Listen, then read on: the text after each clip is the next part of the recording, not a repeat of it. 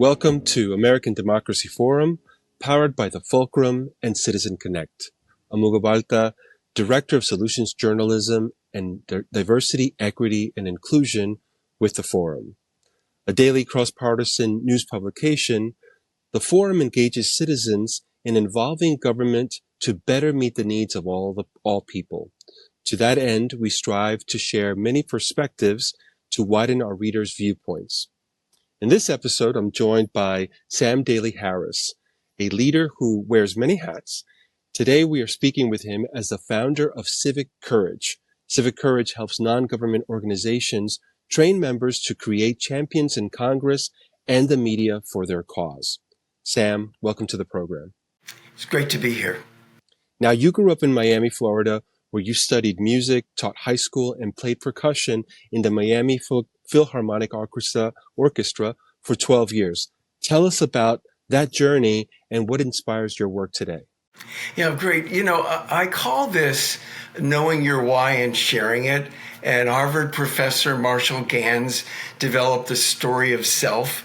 What happened in your life and what decisions did you make that got you to this commitment? So when I tell my story of self, I urge listeners and viewers to think about their own and what happened in their life that got them to their commitment. Here's mine. As you said, I have a bachelor's and master's in music and played percussion instruments in the Miami Philharmonic Orchestra for 12 years and taught high school music. And 44 years ago, I founded the Anti-Poverty Lobby Results. And a lot of times I'm asked, music, poverty lobby, what's the connection?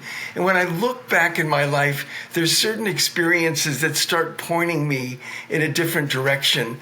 The death of a friend around high school graduation in 1964 and the assassination of U.S. Senator Robert Kennedy around college graduation in 68 got me to asking the questions of purpose. Why am I here? What am I here to do? What's my purpose? 9 years later, 1977, I'm invited to a presentation on ending world hunger put on by the Hunger Project, and I go to this event thinking, hunger's inevitable. What do I know? I'm a musician. Well, it's inevitable in my mind because I'm thinking there must be no solutions. Again, what do I know? Because if there were solutions, somebody would have done something by now. But I go to this event. It's obvious right away. There's no mystery to growing food, clean water, basic health, literacy. I'm not hopeless about the perceived lack of solutions. I'm hopeless about human nature. People will just never get around to doing the things that could be done. But there's one human nature I have some control over, my own, and my question, why am I here? What am I here to do? So I get involved in a big way. This is the end of the story. In 1978 and 79, I spoke to 7,000 high school students, classroom by classroom, on ending world hunger. And before I went into the first classroom, I read some statements in Jimmy Carter's Commission on World Hunger calling for the political will to end hunger. So I asked 7,000 high school students, what's the name of your member of Congress? I don't want to know if you wrote him. I don't want to know if you met him. Just the name. Out of 7,200, fewer than 3% could answer correctly.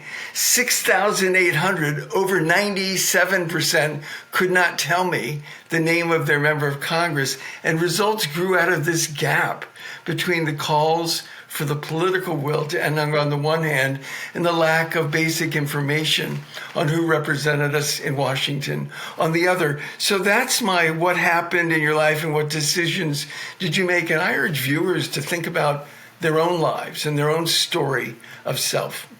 Yeah, thank you for that. And I think what you've described is a weaving, right, of things that happen. We start in one point and then life experiences. You mentioned the death of a friend. You mentioned the assassination of Senator Kennedy and others. And life kind of, we're constantly pivoting and we're constantly reinventing ourselves and we're constantly evolving. So I'm really glad we have the opportunity to talk about many of those different points of evolution in your journey, including fighting hunger in a moment. But let's talk about you as the author. You originally published in 1993, and now there's a 2024 edition of your book, Reclaiming Our Democracy, Every Citizen's Guide to Transformational Advocacy. The book outlines 13 principles of action. Tell us about that and the book and why you felt the need to update it and re-release it. Yeah. And so I have to say, I was interviewed on a national NPR program in January, 1A. And the host, this was question number 2. If you don't mind, I'm going to read it. Question number 2 was, this is why I re-released it. He kind of gave that to me. Quote, the passive nature to our politics now, you can feel beat down by it. I mean, this is my career and I feel beat down by it. It's much more of an effort for me. I don't participate the same way others do because I'm a political journalist, but I do have to pay attention. It's a grind. It's a grind, Sam. I mean, I know you know that. What am I feeling? What's the way out of that? And it was such a beautiful expression of our predicament and frankly, why the book was needed. The first thing I said was, Apollo astronaut Rusty Schweickart said, we aren't passengers on Spaceship Earth. We're the crew. Well, are we? And if we're crew, how does crew operate? The second thing I said was activist and climate futurist Alex Steffen said, in fact, these days, cynicism is obedience. Well, yeah, if I'm cynical, I'm obedient to the way things are. I'm not going to do anything about it. Why would I if nothing I do makes a difference? So the book was released because there was that pain out there that this other interviewer expressed with such vulnerability. I think in regards to pain, there's a lot of feelings, emotions that we're all experiencing after what feels like a grinding, long election campaign. Former President Donald Trump, Vice President Kamala Harris. And so I think that absolutely, you know, a book you wrote in 1993 is as relevant today as it was then, and certainly can help many people in regards to as they're retrospecting and thinking about what's the path forward, gaining tools, knowledge about themselves, as you said, not to be cynical, but really to get involved, because I think this is a time where, like so many, right, in a flight or fight mode situation. I'm not suggesting we should flight or fight. I think there's a lot of collaboration that needs to happen as part of the path forward. But certainly your book, filled with information, a guide perhaps in helping people answer that question for themselves. Now, I mentioned previously you're the founder of Civic Courage, and the main hat that we're speaking to you about. Civic Courage's work, again, founded to empower citizen action, is grounded in breakthroughs, enrollment, building deep relationships, and transformation. Tell us more about that, and especially your concept of transformational advocacy. Yeah, very good. Well, most people know transactional advocacy. Sign the petition, transaction complete. Most people don't know about transformational advocacy, that it's even available. And it's basically when you're trained, encouraged, and then succeed at doing things as an advocate you never thought you could do, like meet with a member of Congress and bring them on board to your issue, or have a letter to the editor published on an issue you care about. And when you do those things that you didn't think you could do, you see yourself differently. You see yourself in a new light. A transformation has taken place. And so the work that Civic Courage does is to coach nonprofits in delivering that kind of advocacy, transformational advocacy, where you work to change an issue, but you're changed in the process, which is a very different thing from what most people know. Yeah, and really taking the wheel right? As opposed to being a backseat driver or feeling like, you're not empowered. I think a lot of times, born out of fear and perhaps a little bit of ignorance, we really feel that we don't have access, especially to our elected officials, right? How can we not in a democratic society like ourselves? And I think once that light bulb is turned on, then the possibilities open up in situations where you really felt like you just didn't have a voice or a say in your government, and of course in your lives, because so much is intertwined with government and policy and legislation, whether it's on the social determinants of health, like monies for better schooling, green spaces, housing, etc. So absolutely, I think that analogy that you gave of transactional is so common, and obviously a need to chip away at some of those misconceptions in regards to our participation as citizens in government. Now, in sharing with us your journey, you mentioned something that's very important to you in regards to eradicating hunger. In 1980, you founded the Anti-Poverty Lobby Results and its sister organization, Results Education Fund. Tell us about the movement of that passion, committed, everyday people who use their voices to influence political decisions that will end poverty. I mentioned hunger, but I meant poverty. Well, let me just give this one example. In 1984, the Volunteers Results started lobbying on what was called child survival. It's now referred to as maternal and child health. And at the time, UNICEF, the UN Children's Fund, was reporting that 40,000 children around the world were dying every day from preventable things, measles coupled with malnutrition and the like. And we've lobbied every year for the last 40 years. And the latest report from UNICEF is that the 40,000 child deaths a day has fallen by 66% to 13,800 a day in 2021. It's still scandalously high, but imagine being part of an organization that's played a key advocacy role in a 66% decline in global child deaths. Now, we don't typically hear about the lives saved. That's not the news that we tend to hear about. But it's an example of when people built those relationships and got in there with their elected officials and educated them on vaccinations and oral rehydration therapy and the like, it made a very big difference and continues to. Yeah, and look, you've brought up a very important point that you mentioned in regards to your journey in the beginning, and that's finding solutions. And you just mentioned that unfortunately, we often don't hear about the things that are working, and not even just the things that are working, but the responses that are looking to move forward to solving those challenges. Too often, and I'm very constructively critical of legacy media and media in general, in that they shed a light on the problems, and that's very important, but they fall short in really unraveling what are the responses to those problems. And that, to your point, and everything that we've talked about so far, if you spend time on the responses, right? And in regards to solutions journalism, the four pillars, focusing on responses, looking at the insights to those responses, the evidence of whether they're working or not working, because something that doesn't work is also important to know. And what are the limitations of why isn't it working? Or maybe why isn't it working here, but it's working somewhere else, whether it's across the country, across the globe.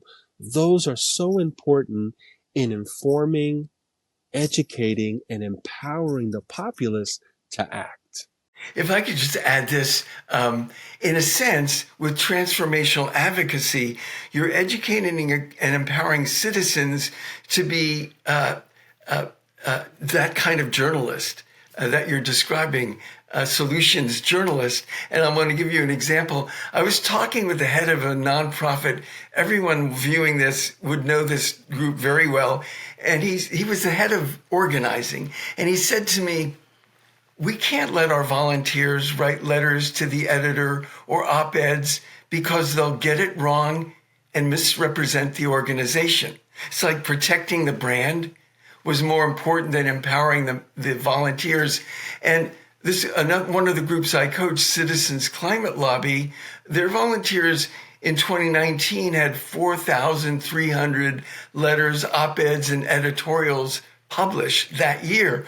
So one group's saying they'll get it wrong and misrepresent the organization. And Citizens Climate Lobby is saying, well, what do we have to do to help them get it right and give that to them? And as a result, those were 4,300 solution journalism citizens speaking out about what's needed and what works to protect the climate. I do not know any person, whether living or not, in studying history, that has had any success, that hasn't had 10 times, 50 times more failures in reaching that success.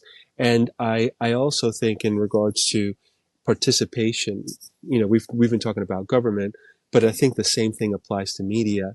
In media itself, seeing the audience as more as a passive participant, but really seeing them for who they are, contributors from ideation to execution in producing news and information that is relevant to their lives, as opposed to this notion of we're the journalists, we're better educated, we know better than you what's important. Sam, we've spent a lot of time talking about many different topics, but I don't want to miss the opportunity to ask you if there's something that we've missed, or perhaps some parting words of wisdom to our audience.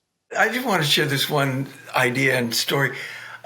When I'm coaching a group that's working with a member of Congress who opposes their bill, I have them ask these three questions. Question number one, we know you don't support this bill. What would it take to change your mind? Now you're listening for assignments. What would it take to change your mind? 2, could you say more about that? 3, why do you think that is?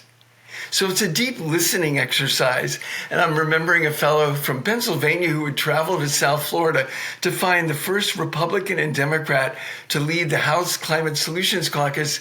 And the member of Congress said, well, if you could get the chambers of commerce on board. And he did. Miami Beach, Coral Gables, North Miami. He comes back with letters from the chambers of commerce. And the congressman said, well, if you could get the mayors on board. And he did, came back with letters from the mayors of all these cities, and eventually had a success.